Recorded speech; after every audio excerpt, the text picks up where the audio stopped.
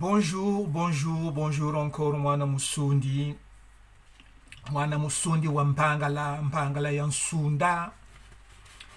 Quand je dis que l'histoire Congo dans la Bible, il suffit de bien vérifier les détails sont dedans.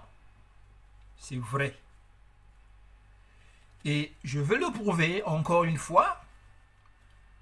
Et ces détails révélés ne feront que grincer les dents de ceux qui nous ont caché l'histoire. Si on parle de l'Égypte, bon, moi je survole, je ne rentre pas dans l'égyptologie ou quoi là. Voilà. Je vous dis, la Bible mentionne plus de 700 fois l'Égypte et ses habitants. Ces habitants, nous allons prendre l'Égypte de Couche et l'Égypte de Misraïm. Les deux sont des enfants de Cham. Ceux qui disent Kemitu, Kamitu, Kama ont pris cette expression dans la Bible. Ils l'ont modifiée pour montrer que non, nous avec la Bible, non. Et pourtant cette expression est tirée là-dedans. Hein?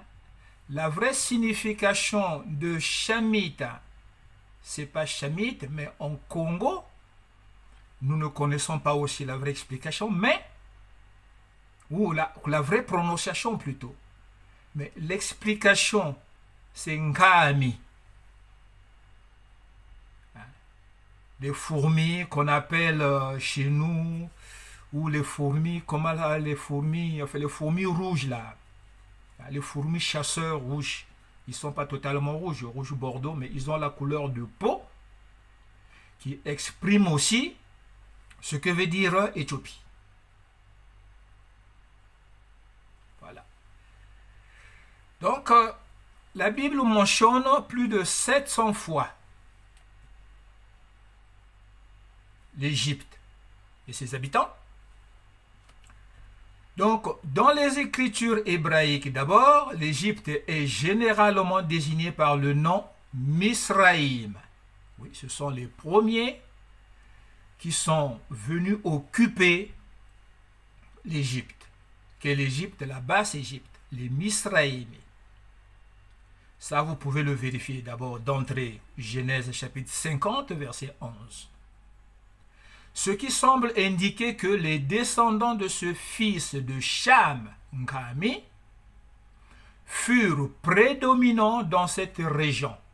Vous pouvez le voir en Genèse chapitre 10, verset 6. Oui, l'Égypte occupait l'actuel Égypte, toute la zone, le pays des Canaan, jusqu'à, plus haut là-bas. Voilà. Donc la métropole des Cananéens était autrefois Égypte, avant que les Cananéens puissent prendre un peu de leur indépendance, mais toujours dans la culture Congo. Donc ça semble indiquer que les descendants de ce fils de Cham furent prédominants dans cette région. La référence, je vous l'ai donnée, Genèse 6, 10. Aujourd'hui encore, les Arabes désignent l'Égypte par le nom Misr, l'abréviation de Misraïm. Mais l'arabe vient d'où? Ce sont des Sémites, mais aussi un peu influencés par les Chamites. Voyez-vous, puisque le père des Arabes, qu'on appelle Ismaël, est né d'un Sémite et d'une Chamite. Quelle langue il parlait? Il a beaucoup été influencé par la langue chamite, qui est aussi dérivée de la langue ancienne originale, l'araméen. Donc, dans certains psaumes, elle est appelée le pays de Cham, l'Égypte. Vous pouvez le vérifier aussi dans Psaume 105, verset 23, verset 27, chapitre 106, verset 21, 22. Maintenant, s'il faut parler des frontières géographiques, je n'ai pas la carte avec moi, vous connaissez l'Égypte. L'Égypte devait et doit toujours son existence au Nil, dont la vallée fertile s'étire comme un étroit et long ruban vert à travers les régions désertiques, calcinées au nord de l'Afrique. La Basse-Égypte comprenait la large région du delta où le fleuve se ramifiait. À une certaine époque, on a au moins cinq branches, aujourd'hui plus que 2, avant de se jeter dans la Méditerranée. Environ 160 km séparent le point où les eaux du Nil se divisent, près de la ville moderne du Caire et le littoral. Par rapport au Caire, le site de l'ancienne Héliopolis, qu'on appelait dans la Bible On, se trouve à peu de distance au nord. Et Memphis, le plus souvent appelé Noph dans la Bible, à quelques kilomètres au sud. Vous pouvez le vérifier dans Genèse chapitre 46, verset 20. Jérémie 46, verset 19. Ou Oshéa 9, 6. Au sud de Memphis commençait la Haute-Égypte, qui va remonter la vallée jusqu'à la première cataracte du Nil à Assouan, autrefois Syène, soit sur environ 960 km. De nombreux spécialistes pensent, comme ils ont le droit de penser, nous non.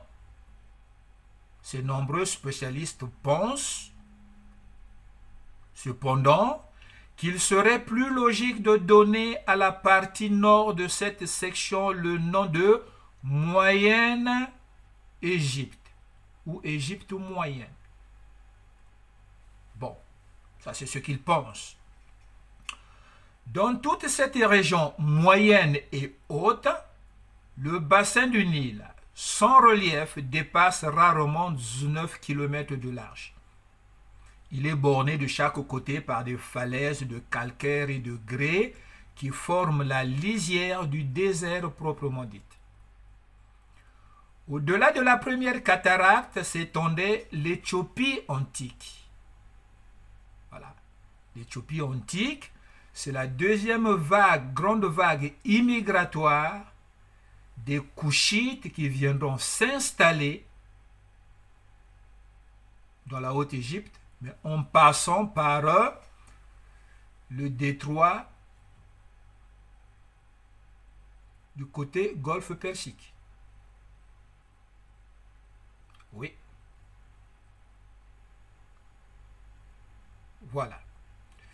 Cela explique pourquoi on lit que l'Égypte allait de Migdol, un lieu probablement dans le nord-est de l'Égypte, donc de Migdol à Syène, et jusqu'à la frontière de l'Éthiopie. Ce détail est dans Ézéchiel chapitre 29, verset 10. Bien que le terme hébreu araméen modifié, hébreu n'est pas une langue à l'origine, c'est une expression attribuée par les Cananéens qui ont vu débarquer un inconnu étranger qui errait comme ça, on l'a attribué le nom hébreu. C'est une expression Congo qui a été modifiée, franchisée. Vous voyez? Donc, celui qui est devenu hébreu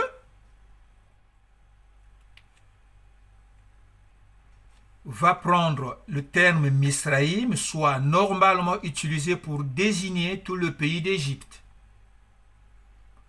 Beaucoup de spécialistes pensent que dans certains cas, il concerne la basse et peut-être la moyenne Égypte, toujours les spécialistes, et que la haute Égypte est alors appelée Patros. Mais la mention de l'Égypte Misraïm, de Patros et de Couche, en Ésaïe chapitre 11, trouve un parallèle dans une énumération géographique semblable figurant sur une inscription d'Essar-Adon, roi d'Assyrie, qui cite dans son empire des régions de Moussour, de Patourisie et de Nkoussou. Nkoussou, c'est ce nom qui fera la trinité de Muntu, Amon, Nkoussou.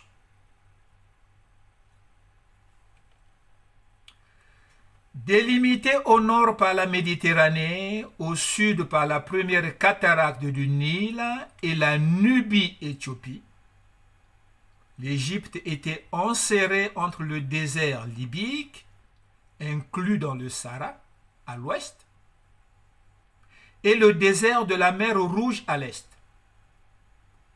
Elle était ainsi soustraite en grande partie aux influences extérieures et protégée des invasions.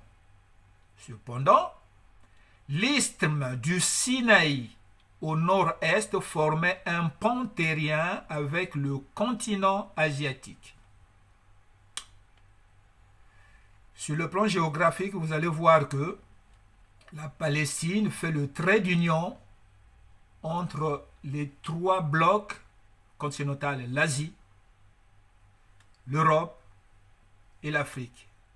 Sur le plan climatique, vous retrouvez tous les climats des trois continents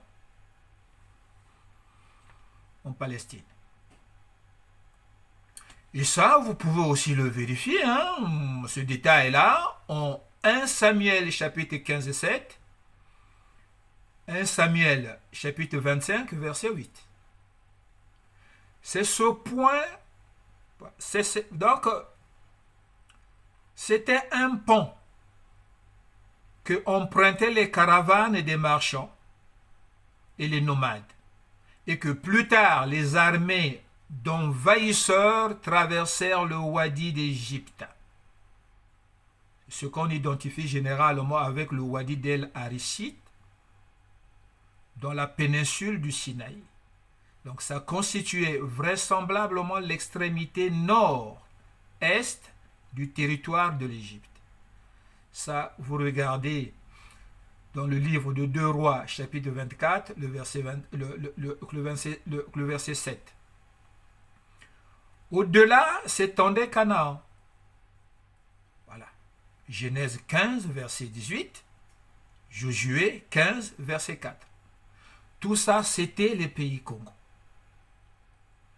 Dans le désert ouest du Nil, il y avait au moins 5 oasis qui finirent par être rattachées au royaume Égypte, avant que l'Égypte ne devienne l'empire, comme on dit civilisation. Non, l'Égypte n'est pas une civilisation, l'Égypte c'est une extension de la puissance Congo. C'est une des têtes civilisatrices Congo. Voilà. La grande oasis du Fayoum, à quelques 72 km au sud-ouest de l'ancienne Memphis, recevait l'eau du Nil par un canal. Voilà. Ce qui faisait une économie tributaire du Nil. Donc, alors qu'aujourd'hui, les régions désertiques qui longent le bassin du Nil n'offrent que peu, voire pas du tout, de végétation pour entretenir la vie animale, les faits prouvent que, jadis, les ouadis foisonnaient de gibier que les Égyptiens chassaient. Oui, ils vont hériter de cette particularité, chasse de l'ancêtre Cham, Nkami, fourmi chasseur.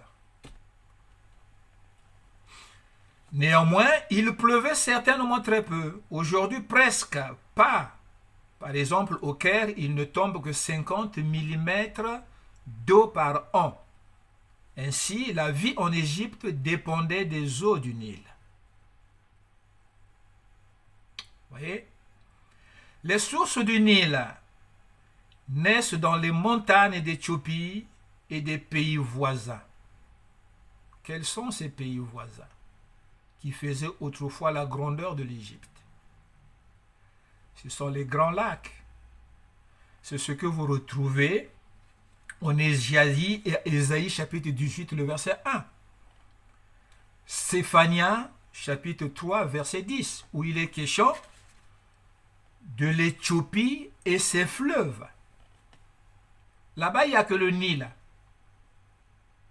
On ne peut pas dire Éthiopie et ses fleuves. La basse Nubie, non, la Nubie du Sud. C'est le Mfinda. Mfinda, c'était chez nous. Aujourd'hui, au Congo, quand on dit Mfinda, c'est après Matadi, Ombamba là-bas. Hein? À l'embouchure du fleuve Congo, dans la mer. Mais à l'époque de l'Égypte, Congo, Mfinda était tout le pays actuel du Congo, là où on a retrouvé le royaume Congo. C'était ça, Mfinda.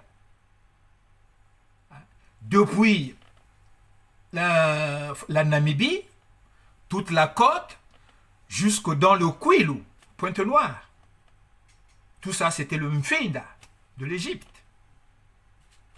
Vous voyez? Donc, pour ceux qui doutent, qu'ils m'appellent. Voilà. Dans ces régions, les pluies saisonnières étaient suffisantes pour grossir les eaux du fleuve et le faire sortir de son lit en Égypte chaque année de juillet à septembre. Ça, vous pouvez voir ça dans Amos, chapitre 8, verset 8, chapitre 9, le verset 5. La grande saison des pluies là-bas, c'était le cadeau de la divinité Ndolo. La décrue des eaux, la sécheresse, c'était une reconnaissance égoïste du dieu Siou.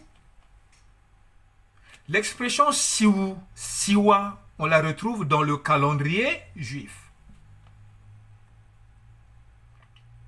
Vérifiez. Donc, non seulement cette crue a approvisionné en eau les canaux et les bassins d'irrigation, mais encore, elle enrichissait le sol en déposant un précieux limon. Le bassin du Nil ainsi que le delta étaient si fertiles qu'il fut dite de la région bien arrosée de Sodome et de Gomorrhe. C'est ce que Lot a vu, ce qu'il va appeler le jardin de Yahvé, comme le pays d'Égypte. Et vous pouvez le vérifier dans Genèse chapitre 13, verset 10. Le niveau de la crue du Nil était cependant variable. Lorsqu'il était bas, la production était faible et la famine s'en suivait. Vous vérifiez cela aussi dans Genèse 41, verset 29-31. C'est Moïse qui a écrit. Si le Nil ne montait pas du tout, c'était une catastrophe de premier ordre, car le pays se transformait en terre stérile et désolée. Ça, vous le vérifiez aussi en Isaïe, chapitre 19, versets 5 à 7, ou Ézéchiel 29, versets 10 à 12. L'Égypte était riche dans l'agriculture. L'Égypte récoltait surtout de l'orge, du blé, de l'épeautre, une variété de blé. Oui, il y avait plusieurs sortes de blé. Tout ça, ça vient de l'Égypte. Tout le blé que nous retrouvons en Europe vient de l'Égypte. Ici, on connaît aussi le blé noir, qu'on appelle la grande bucaille. C'était une variété de blé qui poussait en Égypte. Voilà. Et aussi du lin. J'ai fait une vidéo à ce sujet. Le lin. Ce n'est pas une invention des latins. Donc le lin dans la fabrication du tissu fin qu'on exploitait dans de nombreux pays. Vérifiez cela dans Exode chapitre 9, versets 31 et 32. Proverbes chapitre 7, verset 16. Il s'y trouvait des vignes, vino. Ce n'est pas une expression latine. Hein? C'est Congo. Le latin n'a fait qu'emprunter. Vous voyez? Des dattiers. Héritage légué aux Arabes. Des figuiers et des grenadiers. Les jardins potagers fournissaient une grande diversité de produits comme le concombre, le pastèque. Tiens, le pastèque. Le pastèque. Pastèque. On va faire aussi une vidéo, l'origine du nom pastèque. Vous allez voir. Donc, pastèque, le poireau, l'oignon, l'ail. Vérifiez-le dans Genèse chapitre 40, verset 9 à 11. Le livre de Nombres, chapitre 11, verset 5. Le livre de Nombres, chapitre 20, verset 5. Donc, certains érudits pensent que l'expression « irriguer le pays avec le pied », cette expression que vous retrouverez en Deutéronome, chapitre 11, verset 10, est une allusion à l'usage d'une roue à puiser de l'eau, actionnée avec le pied. Il se peut aussi qu'elle évoque l'usage du pied pour ouvrir et fermer les canaux où se déversait l'eau d'irrigation. Le système d'irrigation date depuis la première civilisation au Congo. Voyez-vous? Les eaux étaient un système de protection de la ville, ce qui faisait la force de la ville de Babylone. C'était Congo, avant que ça soit récupéré par les Assyriens ou les Sumériens. Donc, lorsque la famine sévissait dans les pays voisins, souvent leurs habitants descendaient en Égypte, qui était fertile. C'est ce que va faire Abraham au début du 2e millénaire avant notre ère, quand on va lui attribuer une servante avec qui il va avoir un enfant qui deviendra l'ancêtre des Arabes. Voilà. Ça, on le vérifie en Genèse chapitre 12, verset 10. L'histoire d'Agar. Agar était quoi? On dit que c'était une servante égyptienne. Oui, c'était une esclave éthiopienne en Égypte. C'est à ce moment-là que les Éthiopiens vont descendre, connaissant pas très bien les terrains, se précipitant pour vouloir conquérir l'Égypte. Première tentative. Ils vont échouer. Et là, on va prendre leurs femmes, certaines de leurs femmes, pour enrichir la cour royale de l'Égypte. Vous voyez? Donc, avec le temps, l'Égypte devient le grenier d'une grande partie du bassin méditerranéen. Ce qu'on a dit tout en haut. Au 1er siècle de notre ère, le bateau en provenance d'Alexandrie, en Égypte, sur lequel l'apôtre Paul s'embarqua à Myre, était un céréalier en route pour l'Italie. Vérifiez-le dans le livre des Actes 27, verset 5, verset 6, verset 38. L'Égypte exploitait aussi beaucoup le papyrus, sorte de roseau qui poussait dans de nombreux marais du delta. Vous pouvez le vérifier dans Exode chapitre 2, verset 3. Aussi dans le livre de Job chapitre 8, verset 11. Et avec lesquels on fabriquait un support d'écriture. En revanche, elle manquait de forêt et devrait importer de Phénicie du bois. Avant que ça devienne Phénicie. Phénicie qui veut dire pays des palmiers.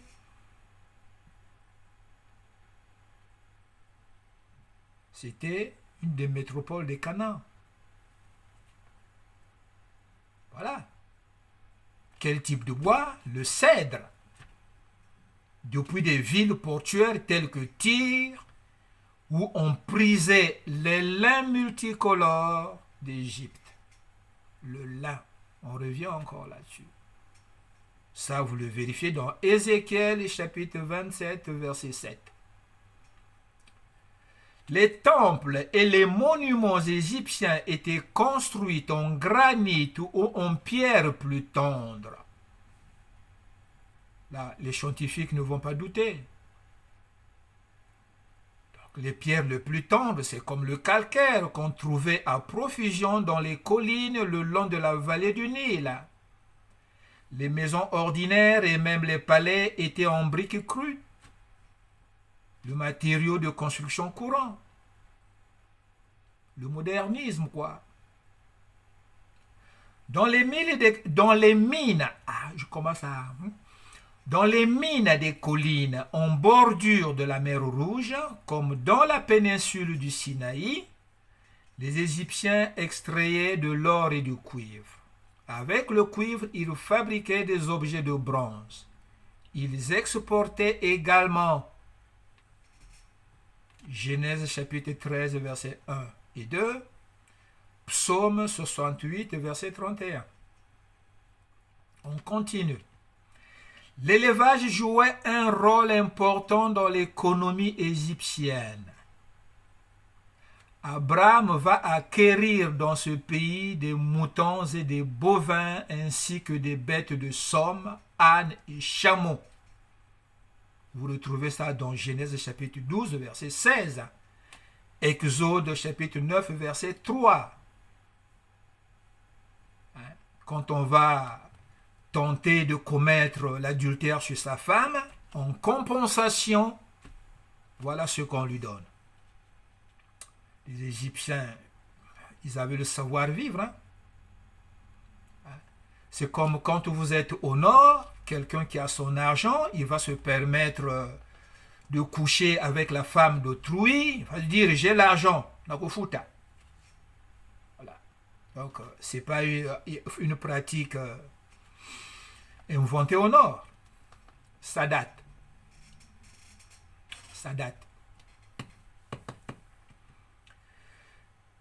Voilà. Il est question de chevaux pendant la période où Joseph administra l'Égypte.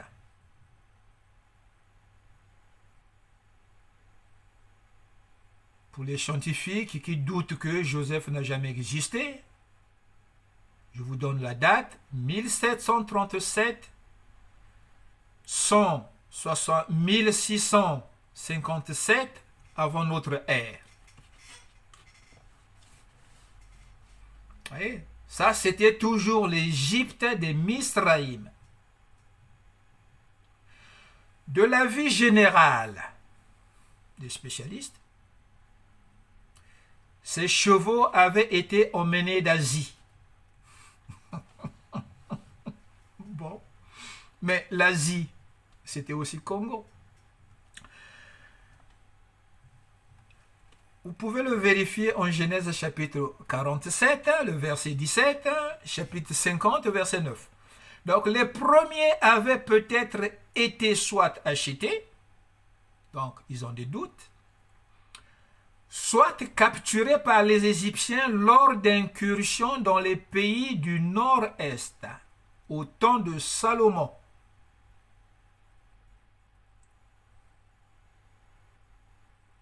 Les chevaux d'Égypte étaient suffisamment nombreux et prisés pour être, avec les chars d'Égypte, en bonne place sur le marché mondial.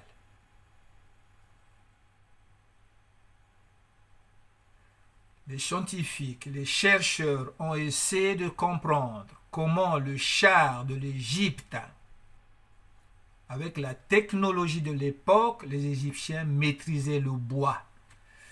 Ils donnaient la forme qu'ils voulaient au bois pour fabriquer les chars sans raccord.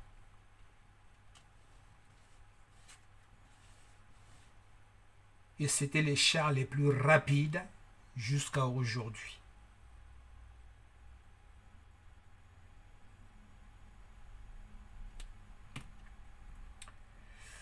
Et ce détail, vous allez aussi dans le livre de 1 Roi, chapitre 10, verset 28 et le verset 29. Il y avait beaucoup d'oiseaux de proie et de charognards, comme le vautour, le milan, l'aigle et le faucon, ainsi que des oiseaux aquatiques, dont l'ibis et la grue. Par leur forme bizarre, ces oiseaux ont fini par être divinisés.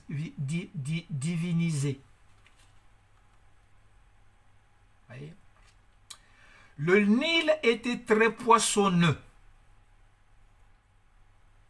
Ce détail banal est mentionné dans le livre d'Isaïe, chapitre 19, verset 8.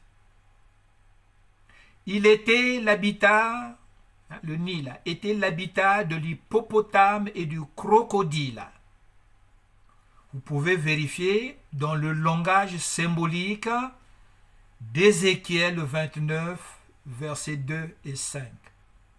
Quand dans Job aussi on parle de Béhémoth et du Léviathan. Les régions désertiques étaient peuplées de chacals, des loups, d'hyènes, des hyènes, de lions et de plusieurs espèces de serpents et autres reptiles. Par contre, le léopard était devenu un animal rare, protégé parce qu'il représentait Nimrod. La hyène va inspirer le dogme Muntu pour mieux consolider la conception matriarcale.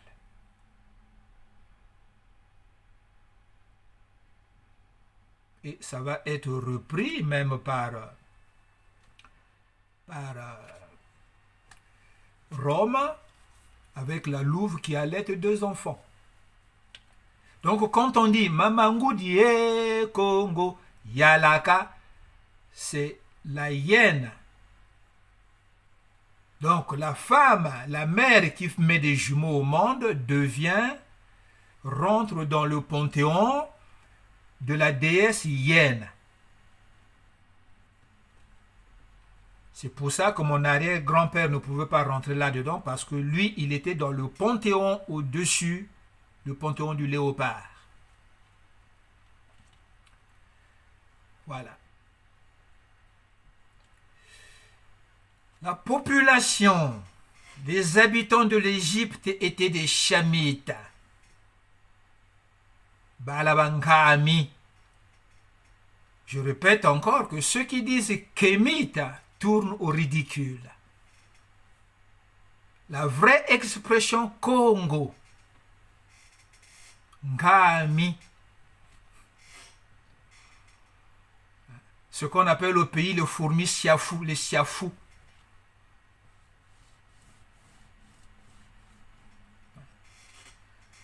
Donc ce nom Khami a fait la réputation de celui qui est devenu Cham. Voilà. Donc les habitants de l'Égypte étaient des Chamites, de toute évidence issus principalement de Misraïm, le fils de Cham. Suivez bien.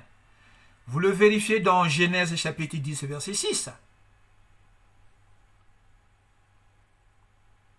Après la dispersion à Babel, pays de Sinéar, qui est Sinéar? C'est Nimrod. Vérifiez-le dans Genèse chapitre 11, versets 8 et 9. Il se peut que beaucoup des descendants de Misraïm, comme les Loudim, les Anamim, les Léabim, les Naphtuim et les Patrussuim aient émigré dans le nord de l'Afrique. Les Ouest africains, là, c'est la progéniture de Misraïm, ceux qui ont fait la première Égypte.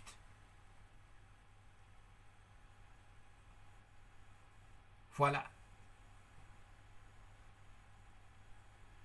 Tous ces noms-là, détaillés, vous les retrouvez dans Genèse chapitre 10, verset 6, verset 13, verset 14. Pour approfondir ça, je vous dis que ce sont eux qui occupent l'Afrique de l'Ouest. Voilà. Comme on l'a déjà dit, Patros, singulier de Patroussim, a un lien avec la Haute Égypte, la première Égypte. Et on a des raisons de situer les Naphtuim en Égypte dans le delta. Oui. Après la chute de l'Égypte au Congo, beaucoup de ces enfants-là mélangés, et ceux des Canaan, et ceux des Couches, et ceux de la première Égypte, et même les Arabes qui deviendront des Berbères, iront faire Carthage à partir du delta, pays delta qu'on appelait Tanis.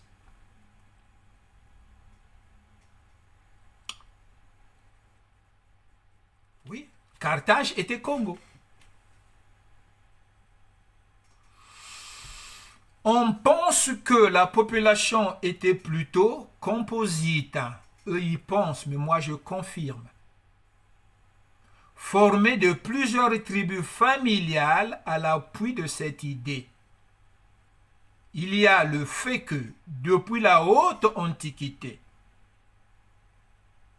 cette haute antiquité, c'est Babylone,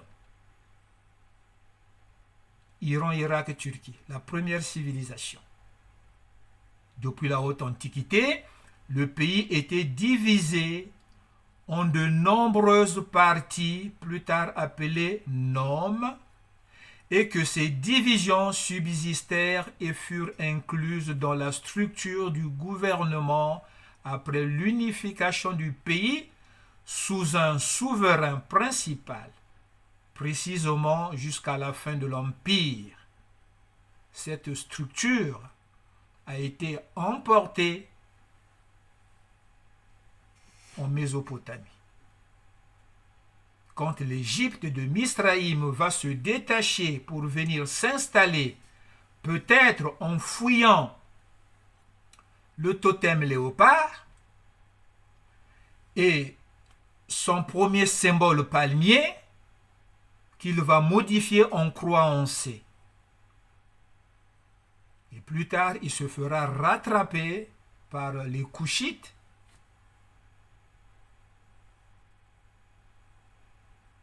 Voilà.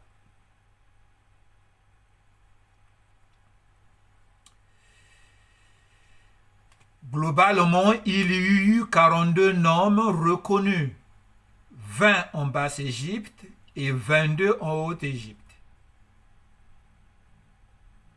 Haute-Égypte, c'est l'Égypte, c'est l'Éthiopie. Ça, c'est tout au long de l'histoire du pays.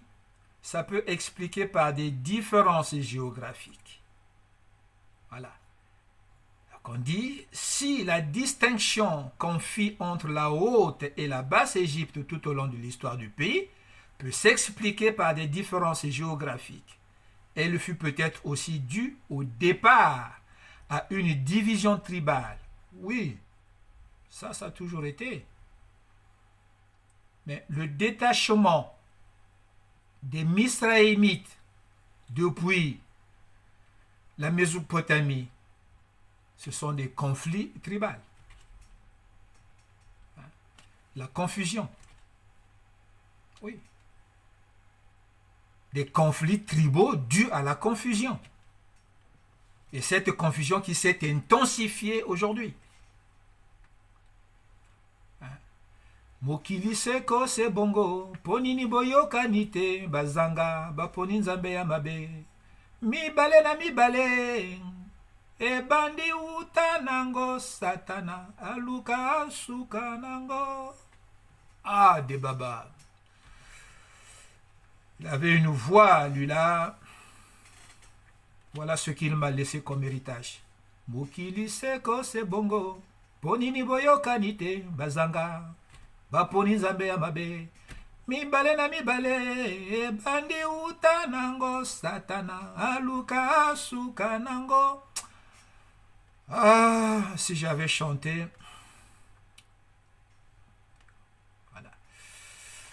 Voilà, donc quand le gouvernement central s'affaiblissait, le pays avait tendance à se séparer en ces deux grandes parties, ou même était près de se désintégrer en de nombreuses mini-royaumes dans les différents nônes. Oui, c'est ça qui a fait la civilisation. Cet éclatement. C'est comme si, voilà, donc cet éclatement va provoquer une semence sur la terre d'une tradition qui deviendra civilisation. Congo. À partir des peintures anciennes et le corps momifié, on décrit les premiers Égyptiens plutôt petits, minces et sans être négroïdes, de peau foncée, minces. Comme je dis, ce sont les Africains de l'Ouest. Pardon. Néanmoins, les peintures et les sculptures anciennes font apparaître une très grande variété. On parle là de la première Égypte, celle des Misraémites, pas l'Égypte des Couchites. Bien que le mélange aussi va y faire. Le mélange va se faire plutôt. Excusez-moi. Maintenant, toujours les spécialistes actuels penchent pour qualifier la langue égyptienne de chamito-sémite. Rigole, hein? Quoique cette langue fût fondamentalement chamitique, on dit qu'il existe de nombreuses analogies entre sa grammaire et celle des langues sémites. Oui, analogie entre sa grammaire. Oui, mais c'est la grammaire, c'est la même grammaire. Hein? C'est la même grammaire. Amin kaka moshi quoi.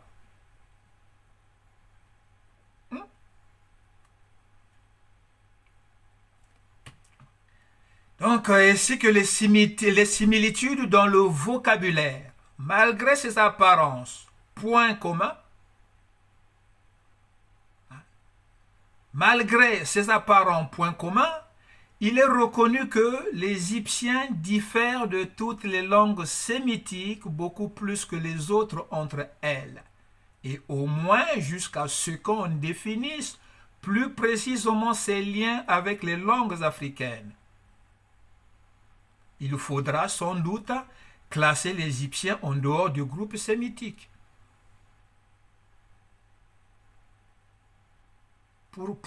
Pourquoi sans doute? Pourquoi on ne veut pas dire des choses de façon claire?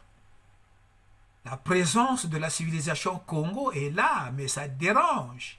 On veut le cacher, mais il finit toujours par percer. Les Chamites parlaient la langue conservée par les Sémites qui est l'araméen. Autour de cette langue araméenne, les Chamites vont inventer un dialecte qui deviendra le Congo. D'où les similitudes. C'est tout bête à comprendre, c'est tout bête à expliquer.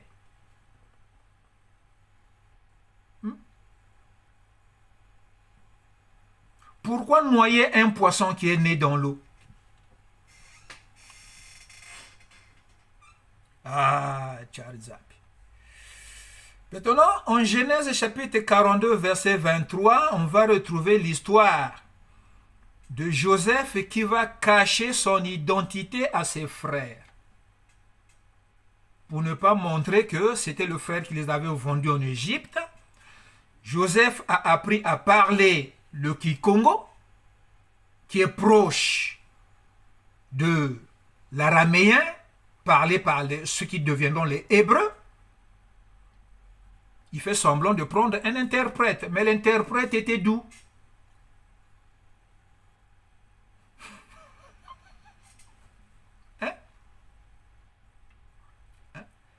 C'est comme si vous allez prendre un interprète entre celui qui parle Lari et celui qui parle Lingala.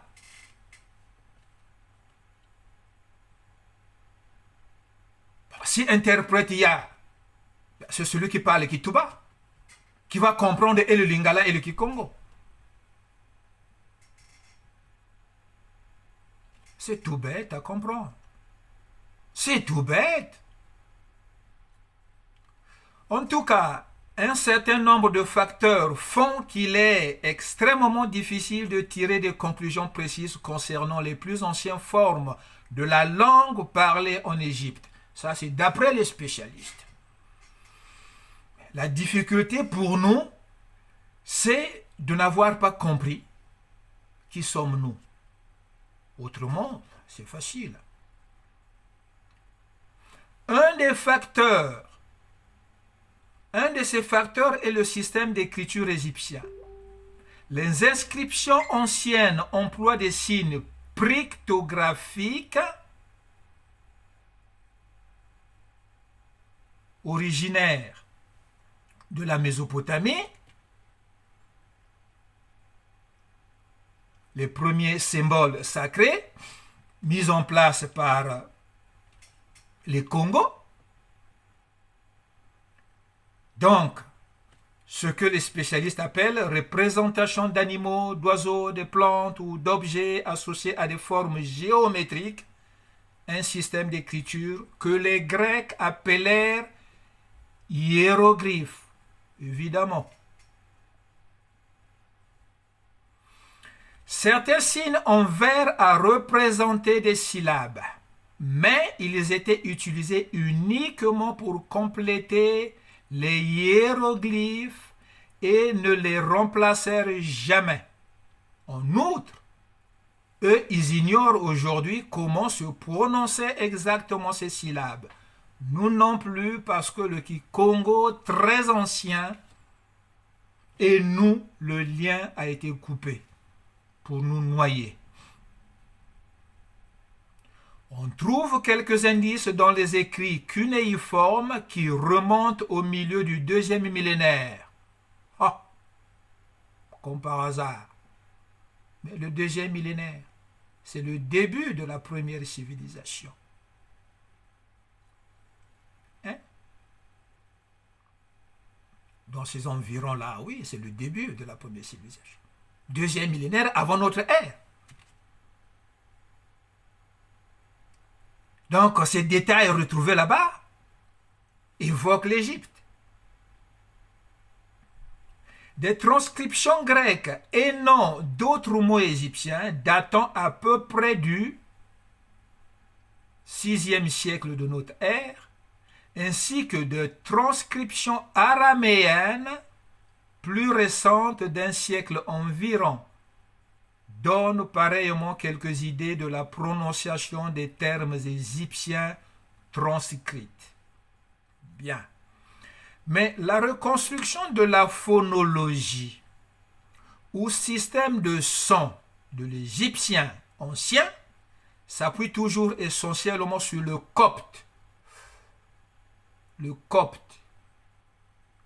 Le copte, c'est le mélange du kikongo égyptien misraïmite et le mélange de kikongo de l'égyptien éthiopien couchite.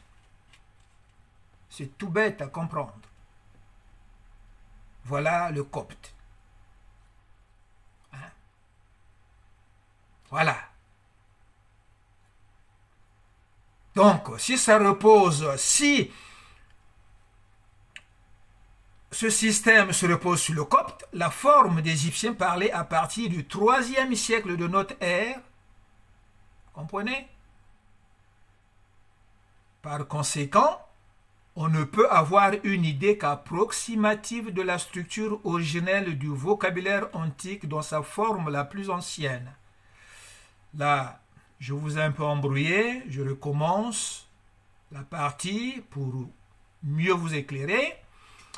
La reconstruction de la phonologie ou système de son de l'égyptien ancien s'appuie toujours essentiellement sur le copte. J'ai expliqué ce que c'est que le copte. La forme d'égyptien parlé à partir du 3e millénaire. Oui. Non, pas millénaire, du 3e siècle avant notre ère. Par conséquent, on ne peut avoir une idée qu'approximative de la structure originelle du vocabulaire antique dans sa forme la plus ancienne. Pourquoi approximative? Parce que quand on étudie aussi l'égyptologie, on ne fait pas le lien avec les documents retrouvés plus haut en Mésopotamie. Et d'ailleurs, ces documents, peu les démontrent, ceux qui ont eu le courage de le faire, comme les chroniques mésopotamiennes, et encore de façon timide, quoi. Donc, les vraies prononciations des mots ont disparu.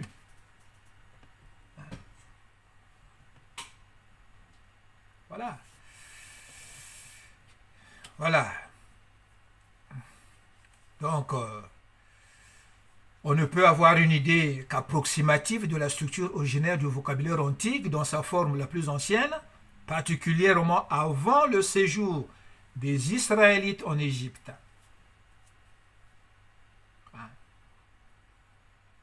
Donc, si on regarde l'expression no amon dans les textes écrits par Moïse, Moïse maîtrisait cette langue au Congo, en Égypte.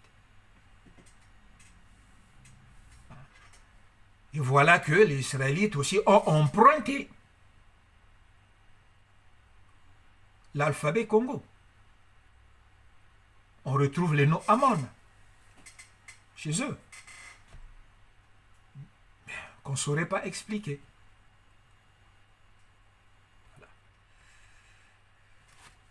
Voilà donc, on arrive presque à la fin.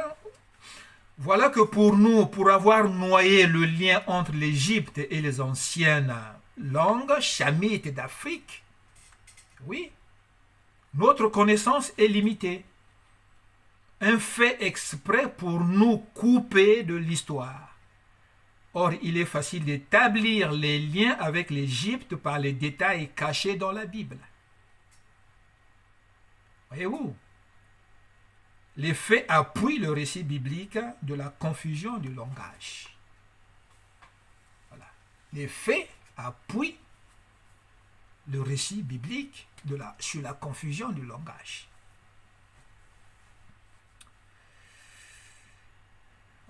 Et il semble que certains, que les Égyptiens de jadis, descendants de Cham, par Misraïm, parlaient une langue distincte des langues sémites. Ouais, ils parlaient Congo, qui est né dans ce qu'on appelle la langue sémite, qui est l'araméen. Voilà. Donc les premiers à avoir terni la langue originelle araméenne, c'est nous les Chamites.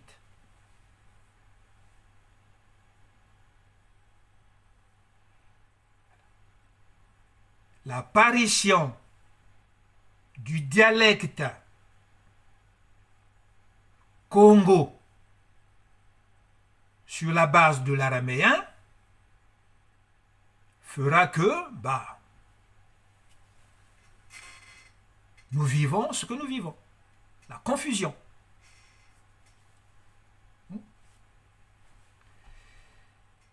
Voilà. Donc, l'écriture hiéroglyphique a été utilisée surtout pour les inscriptions sur tous les monuments et les peintures murales où les symboles étaient exécutés avec beaucoup de détails. Donc, bien que cette écriture ait eu cours jusqu'au début de notre ère, particulièrement pour les textes religieux, assez tôt, les scribes qui écrivaient à l'encre sur du cuir et du papyrus vont mettre au point une écriture moins encombrante, comprenant des formes simplifiées et cursives. À cette écriture appelée hiératique va succéder une forme encore plus cursive appelée démotique. Voilà comment l'Égypte Congo, les Kushites, les ancêtres de ceux qui sont dans l'Afrique subsaharienne, vont améliorer encore une deuxième fois ces hiéroglyphes-là.